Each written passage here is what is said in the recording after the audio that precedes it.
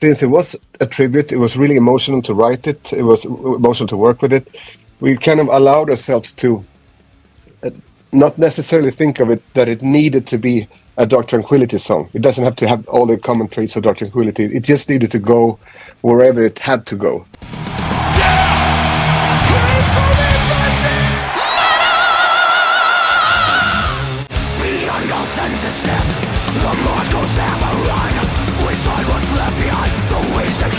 Martin, thank you so much for your time today. I genuinely appreciate it because I know how busy these promotion schedules can become for a band like you guys. How are you doing today? I'm doing really good. I'm excited about the new album and to start like kind of doing promotion for talking about the album. It's been like a secret for such a long time, and now we finally get to talk about it. It's great. Yeah. People sometimes forget that an album is not recorded the day before it's released. You've been sitting on this material for a while.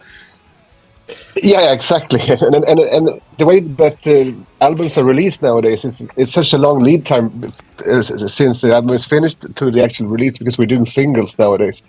Yeah. I guess everything is to cater to the streaming algorithms to kind of do it like this. But yeah, we're really anxious to release the whole album, and I guess it's 2 months away. Yes. For the whole album. Yeah, exactly. Now, is that, I could just say like, oh, I'm excited, but how is that excitement for you? Like, this is the 13th album for Dark Tranquillity. You've seen it all. Albums have come and gone in your time. Like, is every time that you have this release cycle, is that still just as exciting, or is there a little bit of same old? No, I believe it's always it's the same excitement every time. I still feel like it's the most important album we make is the recent one, but perhaps even more this one because a lot of things have changed, and I think the world is a different place than 4 years ago. Oh yeah. So we really like dug deep to do this album, and it was a long process. And we're really happy about the results and comfortable with the results, and really, really want to get it out there.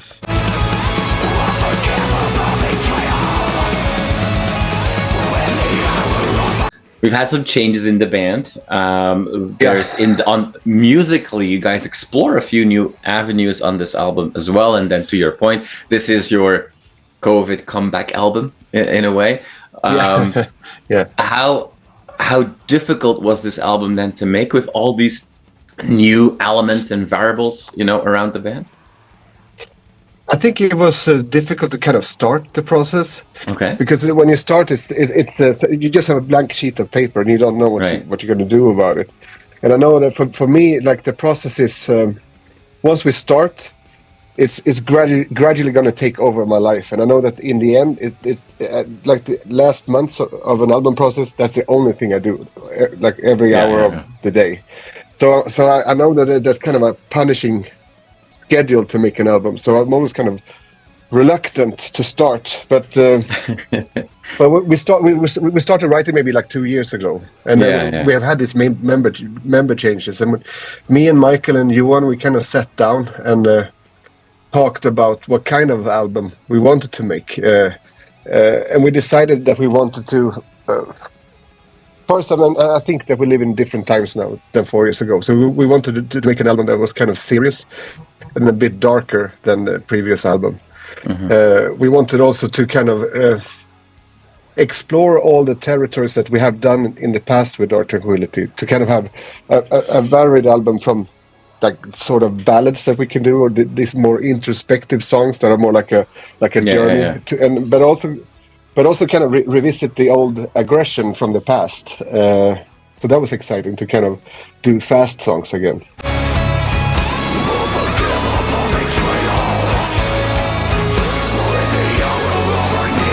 I want to go deeper into the kind of changes and what's possible now from new sounds, because you've already mentioned in other interviews or press statements like, wow, with this new members, we kind of can do things we couldn't do before, and we wanted to explore it. So I want to get into that. But before we go, this album also, which is might sound weird knowing that it's been tough to start and so many new changes, it also sounds extremely fresh And this is an album that it just flies by. Like, I had a chance to listen to the full album already, right? And you hit play, and I remember listening to it and going like, oh, okay, we must be on song 2 or 3 now. And it's like, oh, we're on song 6 already. Like, and I feel like that's a very good sign for a band. It's really hard to say, oh, this was my favorite song or that was my favorite song, because it's just, the intensity of the album. Like, was that also then when you can take a step back in the process? Did you make that observation as well, that, okay, I was a little bit afraid to get started here, and it was quite the effort, but then the end result sounds like, a couple of teenagers making their first album in 2 days? There's definitely an element of that. I mean, we were super pleased with the results, and I think we allowed ourselves to kind of explore a bit more on this album, to not let the previous, like the immediate previous album, dictate where we're going. We allowed ourselves to be kind of broad in our approach, and that enters this sort of exploration mode that we really enjoyed. And when you start an album, because we recorded 14 songs for this one, and I think 12 is going to be on the main album. There's going to be 2 extra songs. But when you start an album, you don't have 14 favorites when you start, because you think that this is going to be the good song. But that kind of changes during the process. That hold on, maybe this is a good song, and then you start concentrating on that. In the end, I think we had a really hard time choosing the 12 songs that we wanted to release. I bet. So that means that we're really happy with the results, and I really appreciate that you're saying that it flew by, because it means that you were kind of invested in the music and went. Absolutely. This is, I think this is a great album. I don't always say that in interviews, just for every guest, I promise. I think it's a really good album, and like I said, like I like albums that fly by, because it shows you that you are just really having such a good time with it. Now, a couple of songs do stand out that are quite unique from the rest, I think. One of them is within all the, you said, the darkness and a feeling of maybe also melancholia that is sprinkled throughout the album, to say it, a little silly maybe, but the neuronal fire, that song, there's just like this, the way that the way that the compositions work, there's just like this, almost like an optimism or an exhilaration in that music, and where other songs of Dark Tranquillity can make me sad or melancholic, this song makes me just happy listening to it. Can you explain a little bit more about, like, how those compositions work? Because there's some power in that song. I think, we're also always exploring melancholy. I think that's been a common theme for most of our albums. And I think it's an emotion that kind of resonates within us, and that's the kind of what we are exploring with the band. But with that song, Neuronal Fire, I get what you mean, because it sounds kind of uplifting. I still think there's a kind of melancholic red tape through the song. But if you know anything about, like, the first thing is about music theory, it starts with a major chord instead of like doing the minor chord. So it's kind of, major chords are usually used for positive, uplifting, like children's songs or whatever. But this starts with with a major chord for a long while. It's in this major chord, but we're doing this melancholic kind of melody through it, and I think that contrast creates some sort of tension that you don't really know. Okay, what am I feeling here? Am I relieved, or am I excited, or what are we going with this? And I like that with that song, because we start with this optimistic tonality, but still having this aggression approach. Our failure to accept what ceases to be, to give up on the idea of self. Another time that this happens in the album, where you guys do something somewhat different that all of a sudden makes the song stand out, excuse me, is obviously One of Us Is Gone. You mentioned before, like, we allow some ballads into our sound as well. I don't know if I would necessarily truly call it a ballad, but it's a very different approach. We are clean singing as well. Just because it's quite different from the rest, this song feels important to this album because it just naturally stands out. Is that a right way of looking at it? Like, is there some extra dimension of gravitas for this song? Yeah, absolutely. This was a very emotional song for us to create.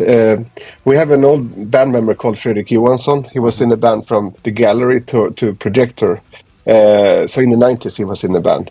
Yeah. But he always stayed close to our circle. I mean, he was always a friend to the band. We considered the band past and present members family. So he was always in the family. We were giving him early material. He was giving us feedback. He was always close to us.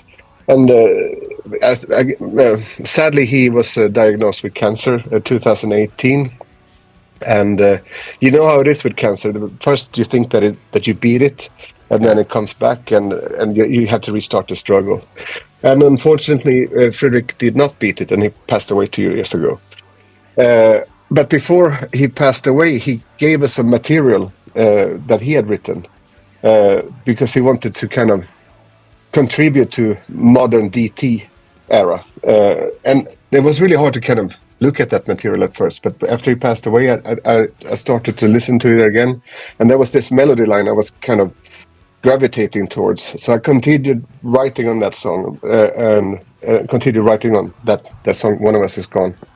So what it became was sort of a tribute to him and to his legacy within the band and to his life. Yeah. And Mikael made the title is reflecting that one of our family is gone now, and so the lyrics is a tribute to him. And I think with that song, since it was a tribute, it was really emotional to write it. It was emotional to work with it. We kind of allowed ourselves to not necessarily think of it that it needed to be a Dark Tranquillity song. It doesn't have to have all the common traits of Dark Tranquillity. It just needed to go wherever it had to go. Mm-hmm. So we were kind of exploring it while we were writing it. And since it was a hard theme and it's hard to work with that material, it was a song that we kind of pushed towards the end of the production because we weren't ready to touch it because, you know, it's going to be hard. So that was one of the last songs that we completed. And I think it's a really emotional piece. It's not, like you say, it's not exactly a ballad. It starts out like a ballad, but then it has like this increasing energy throughout the whole song. And in the end, it's like everything is up and running. So it's a different song, and it's a tribute to Fredrik. And we wrote it together with him, even after he was gone.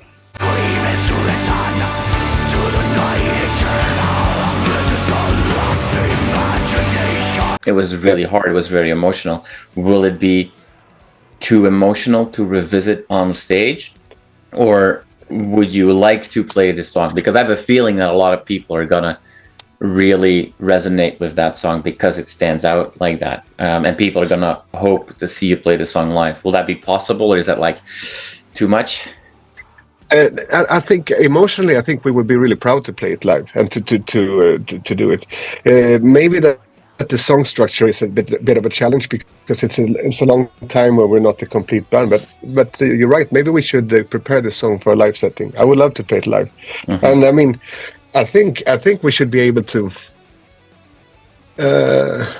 address these emotions even in a live setting. The song is done with. It's completed, so why not? And I mean, this song is about Fredrik, but we're all experiencing these kinds of losses in our lives. We're all going to do it. So if this is a song that can remind someone of someone they love, that's great. So yeah, it's a good idea. Maybe we should do it live. Yeah. Well, I have a feeling this is one of those songs where for years to come, people at meet and greet sessions and at merch booths and whatever will come to you and say, that song for me means this about that person that I lost. So I think that's going to be an important one going forward. Now, to talk about live show somewhat, you mentioned before, like, well, you know, at the end, recording this is like a brutal schedule. You have another brutal schedule coming. Yeah. You've already obviously been quite active playing shows, but boy, you are going to be extremely busy playing shows because you've got obviously first a run of all the big festivals that are coming up, but then closer to the release of the album, or actually right after the release of the album, you're coming here to North America for a very, very busy month and a half or so, and then you go straight to Europe for another extremely busy tour. I think you bring Amorphous along for North America, and you're taking Moonspell, Wolfheart, and Hi-Res, who are really cool as well. Those are some really cool packages. Fair to assume that the festival shows are going to be still a little bit more focused on greatest hits, and then those subsequent tours will see a lot of new material? Exactly. I mean, you have it exactly right. And so we are anxious to come out and play, and it is a big busy schedule, but it's kind of different motors. I mean, it was a creative motor to write the album, but then I guess it's a social and motor to go out and play it and perform it. So we'll for sure play a lot of the new songs, but we're also lately on the last tours we started to kind of dig deeper into our back catalog and try to find songs that we haven't played before. Okay. So right now we're rehearsing a bunch of songs that have never been played. So we want to, like we said, the festival season will probably be more like the greatest hit sets, and that's not what we've been doing the last 10 years. We maybe be rotating 30 songs, but we want to be able to rotate maybe 50 or 60 songs, and to keep every day fresh. So if you see 2 shows, we hope that they're not going to be the same. We're going to dig deep into our catalog, and it's really exciting to kind of see what life we can breathe into these old tracks, and kind of not remake them, but kind of reinterpret them a little bit with this new energy from the band. And how will a song from Damage Done sound today if we play it today, and kind of to do that. So busy schedule, all the new album songs, but we're gonna do a lot of deep cuts as well. Okay, that's super exciting for all the fans. So, fans that are watching, book multiple tickets for multiple shows, because it'll be worth your while. Exactly.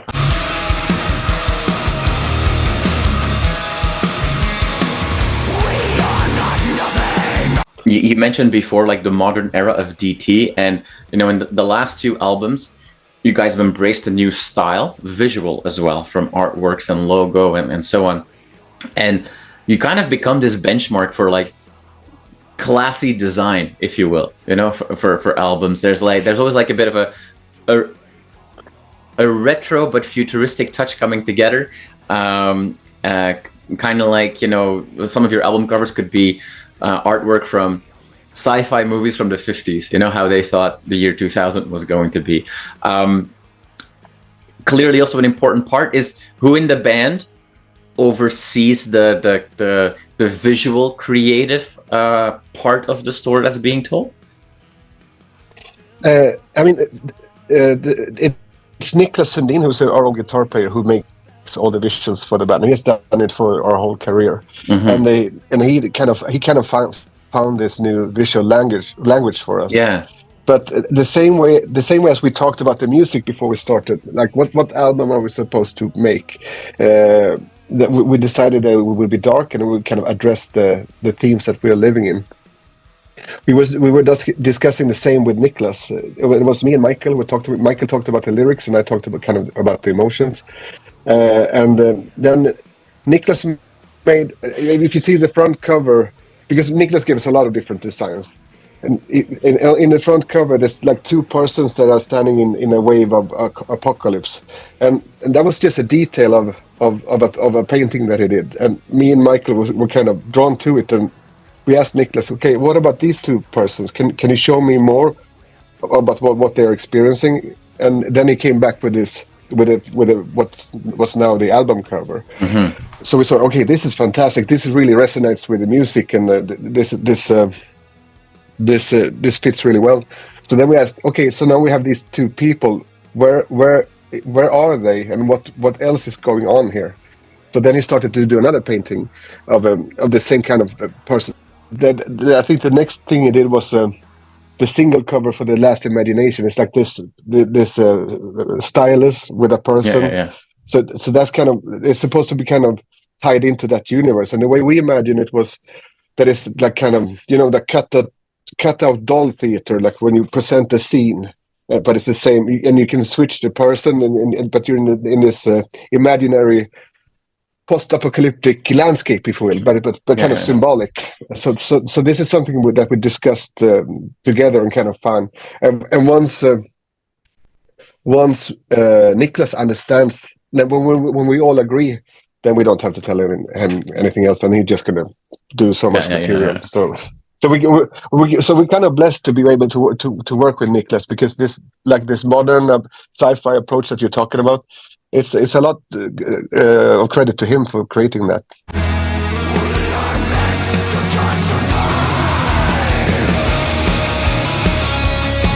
Martin, thank you so much for your time today. I really do appreciate it. I wish you the best in this another hectic schedule for you. Now you can finally talk about the album, and you're going to have to do a lot of that.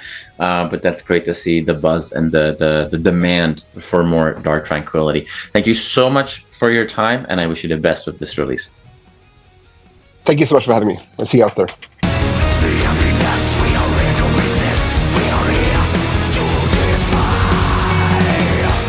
You are awesome for watching this video. Click right here to see more content like it and subscribe to the channel.